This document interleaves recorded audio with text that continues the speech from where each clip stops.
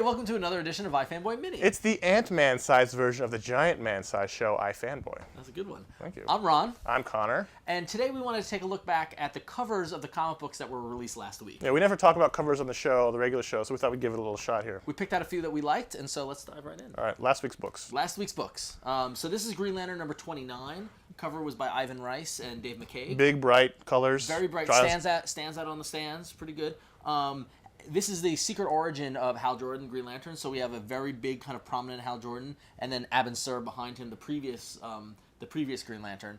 Typically, I like my covers to look good, but also to kind of give an idea of what the story inside is about. I think this one does because it's Green Lanterns. I gave it a 4 out of 5. All right, there you go. All-Star Superman number 10 from cover by Frank Quitely. It's a big shot of Superman holding the world in his hands, and it's sort of thematic because the plot of this issue is Superman preparing the world for his death because he's dying. Oh, so this book. Yeah. So this is first of all, it's a big, beautiful cover of Superman. Frank Quitely's art is amazing. Those covers are really nice. Yeah, and it also works within the context of the story. So this is the one that catches your eye. I mean, I know on our site we show all the covers. This is the one that pops out on you amongst the darker stuff. What would you give it? I give it a 5 out of 5. Transhuman number 1 from Image Comics. We don't know who did the cover. I'm assuming it's Jonathan Hickman. Why do you assume such a thing? Because he likes the circles. If you look at his other work, there's always some sort of circle. Red Mask from Mars has a circle in it. Nightly News had a circle in the logo. Yeah. He's a big circle guy. Lots of circles in the cover here. Yeah. So it's a trademark. This one's tough because it's symbols. It's not actually drawing or characters. It doesn't tell me anything about the book inside, but I like it because it stands out.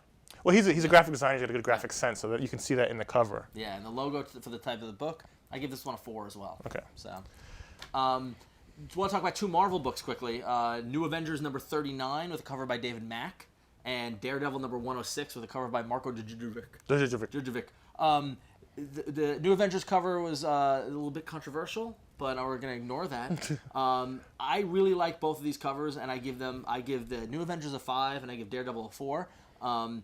Because they really represent what happens in this story. Right. New Avengers is you got Maya or Echo prominent, and you got Wolverine behind her. It's a Echo Wolverine story. Right. And then in Daredevil's kind of sad again. Really sad again. And this cover really captures it. I'm not a fan of the painted art, though. The problem is, which is the only problem I have, is they're very dark. Yeah. And if you put them together on the shelf with Green Lantern and Superman, which one's going to pop out at you? You know, these are kind of dark and muddy. Yeah. Whereas these are bright and they catch your eye. Now, granted, they reflect the story, but it's just kind of like, and it's the same. Daredevil's covers have been the same almost for like a year. Yeah, and Djurdjevic's painting is really good. It's just I'm not a big fan of it. And how many covers of him sadly crouching on a building top? But this one this was the most appropriate one in a while. Absolutely.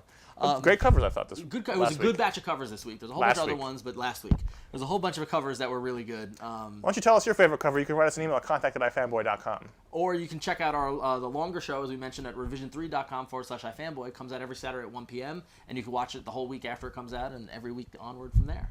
So. Yeah, excellent.